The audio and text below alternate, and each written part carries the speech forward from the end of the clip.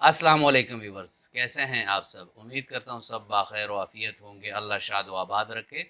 Viewer, गर्मियों में एक और मसला भी हमें देखने को मिलता है और अक्सर उन लोगों में ज़्यादा देखने को मिलता है कि जो कमज़ोर होते हैं, जिनमें खून की कमी होती है और गर्मी में उन बेचारों का काम ज़्यादा होता है, या वो औरतें जो हैं जो किचन में जाती हैं और ज़्यादा उनकी स्वेटिंग होती है, पसीने ज़्यादा आते हैं, साथ में उनकी खून की कमी भी हो, तो एक मसला जो है वो बहुत ज़्यादा देखने को मिलता है। जी हाँ व्यूअर्स, लो ब्लड प्रेशर गर्मियों में कुछ ज़्यादा ही हो जाता है।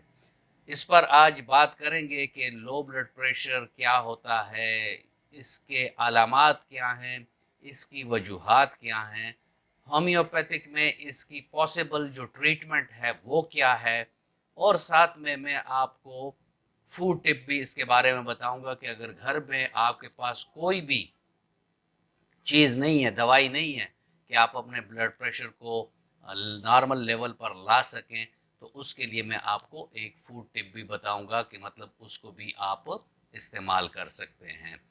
व्यूअर्स, इस पर बात करेंगे, लेकिन अगर आप मेरे चैनल पर नए हैं और अभी तक आपने चैनल को सब्सक्राइब नहीं किया, तो चैनल को सब्सक्राइब कर दें और बेल आइकन दबा दें ताकि इस तरह की मुफीद वीडियोस आप लोगों को वक्तन फ़वक्तन मिलती रहें।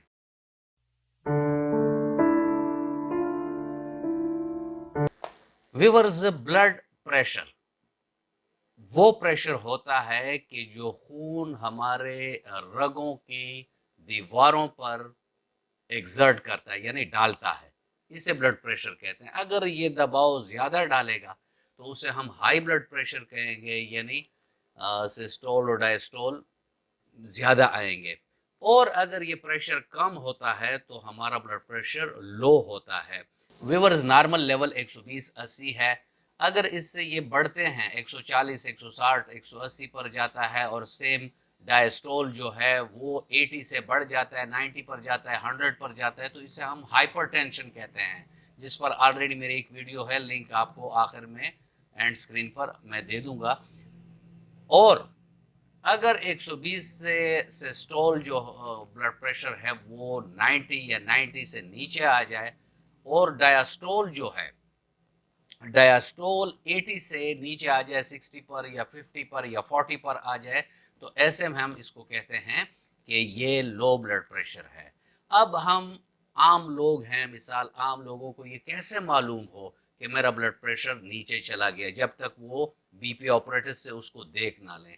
तो उसकी कुछ अलामात होती हैं, तो वो अलामात मैं आपको चार्ट के ज़रिए समझा देता हूँ कि इसमें व्यूअर जो सिम्टम्स आते हैं, जो नज़र है वो धुंधला जाती है, सांस तेज तेज आती है, तवज्जो का इर्तिकाज ख़त्म हो जाता है, चक्कर से आते हैं, सर में खालीपन का एहसास होता है। इसके अलावा मतली की कैफियत भी होती है, साथ में प्यास भी लगती है, जिल्द जो होती है वो ठंडी और येलो सी पड़ जाती है। पेल मतलब येलो, यानी पीली पड़ जाती है, और उसको आप हाथ लगाएंगे तो पेशेंट आपको ठंडा लगेगा।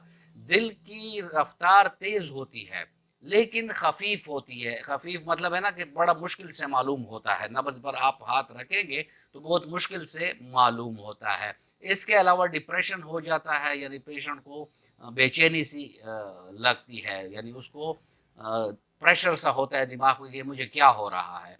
और साथ में इन मरीजों को फटीक भी हो जाती है। विवर्स, अब हम देखते हैं कॉजेशन कि इसकी वजूहात क्या हैं।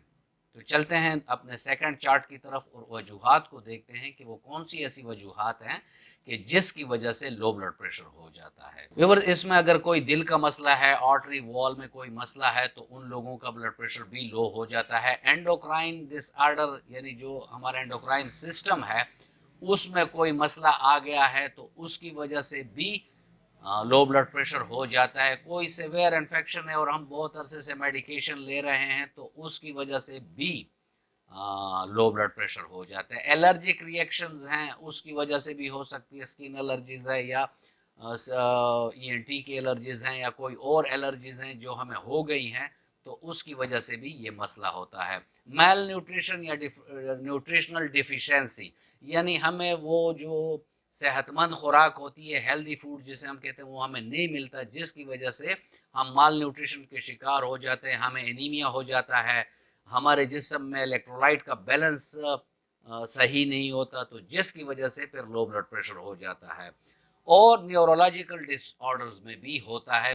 तो ये मैंने आपको चंद इसकी वजूहात बता दी। इसमें वाइटल फ्लूइड का ज़ाया होना भी एक वजह है, कहीं इंजरी हो गई, एक्सीडेंट हो गया और पेशेंट से बहुत ज़्यादा खून का ज़ाया हो गया, तो उसकी वजह से भी ब्लड प्रेशर लो हो जाता है due to scarcity of blood.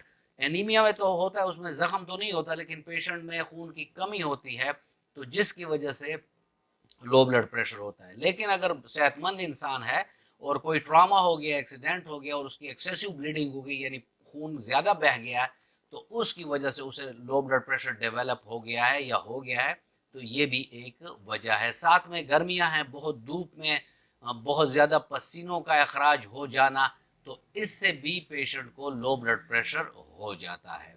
Viewers, इसमें होम्योपैथिक की बहुत सारी अद्वियात हमारे पास हैं और वो अलामात के मुताबिक अगर आप अपने मरीज को देंगे तो मरीज बहुत कम अरसे में उस मर्ज से शिफायाब हो जाएगा। इसमें व्यूवर्स, मैं एग्जांपल के तौर पर आपको चंद मेडिसिन के नाम बता देता हूं, जैसे नेट्रम्योर है, जेलसेमियम है, विस्कम एल्बम है, कार्बोविज है, चाइना है, लाइकोपोडियम है, साथ में फेरममेट है, इसके अलावा फेरमफॉस है, ग्रेफाइटस है, कैलकेरिया कार्ब है। यानी अलामात के मुताबिक जैसे ही आपको अलामात मिलते हैं और आप उस अलामत पर पेशेंट को देते हैं, तो काफ़ी आपके पेशेंट को उससे रिलीफ मिल जाता है।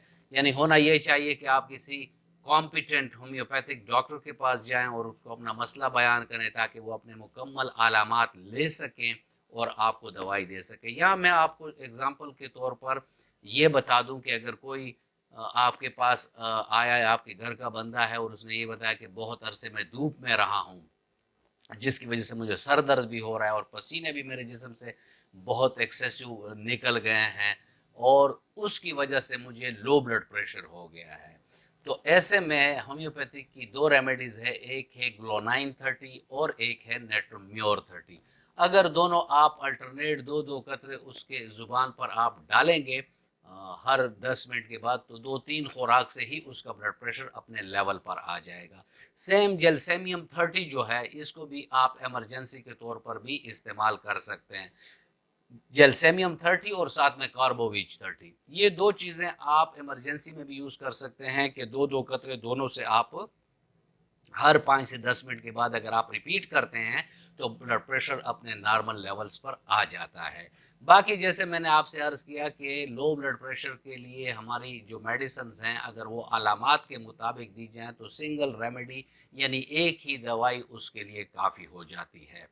जैसे मैंने आपसे वादा किया था कि फूड टिप्स दूंगा, फूड टिप्स में एक बात तो इमरजेंसी वाली आप ये याद रखें कि कोई भी नींबू का शरबत और उसमें नमक ज़्यादा डाल दें, ऐसे पेशेंट को वो आप दिया करें। यानी शिकंजबीन टाइप की भी बना सकते हैं, चीनी भी डाल लें, साथ में थोड़ा नमक डाल लें, उसके अलावा नींबू डाल लें, तो ये जो आप शरबत बनाएंगे ये भी लो ब्लड प्रेशर को ऊपर लाती है। और अगर आप ये चाहते हैं कि हमें ऐसे ही आप फूड टिप दें कि जो हम इस्तेमाल करें और हमें लो ब्लड प्रेशर हो ही ना, तो उसके लिए आपने ये करना है, बादाम 3 दाने, साथ में 8 से 10 दाने आपने किशमिश के लेने हैं। इनको अच्छी तरह साफ कर लें। बादाम के जो ऊपर वो होता है, सिरा होता है, उस पर हल्का सा बाइट कर लें, थोड़ा छोटा सा, ताकि वो कड़वा ना हो, क्योंकि कड़वे बादाम जो हैं उसमें वो तासीर फिर नहीं मिलती। मीठे बादाम होने चाहिए। वो 3 बादाम और साथ में वो 10-12 जो किशमिश के दाने हैं, ये आप रात को आधे गिलास पानी में रख दें, ऊपर से ढांप लें। सुबह सवेरे जब उठें तो बादाम का छिलका उतार लें, बादाम भी खा लें, साथ में ये जो किशमिश हैं ये भी आप खा लें। और उसके बाद जो पानी होता है किशमिश और बादाम वाला, जिसमें आपने इसको सोक किया हुआ था, तो इसको आप हर सुबह नहार पिए। तो इसको आप 8-10 दिन 12 दिन पिएंगे, तो आपके जो अंदरून इलेक्ट्रोलाइट का इम्बैलेंस है, कमी है, तो ये तमाम चीज़ें ठीक हो जाएंगी और ब्लड प्रेशर बुनियादी तौर पर नॉर्मल पर आ जाएगा, यानी आप लो ब्लड प्रेशर से शिफायाब हो जाएंगे। व्यूअर्स, ये था आज का टॉपिक और मैं उम्मीद करता हूं कि आपको अच्छा लगा होगा। अगर आपको अच्छा लगा है तो वीडियो को लाइक कर दें और फ्रेंड एंड फैमिली मेंबर्स के साथ इसको शेयर कर दें। मिलते हैं किसी ऐसी ही अच्छी वीडियो में, तब तक के लिए इजाज़त। अल्लाह हाफिज़।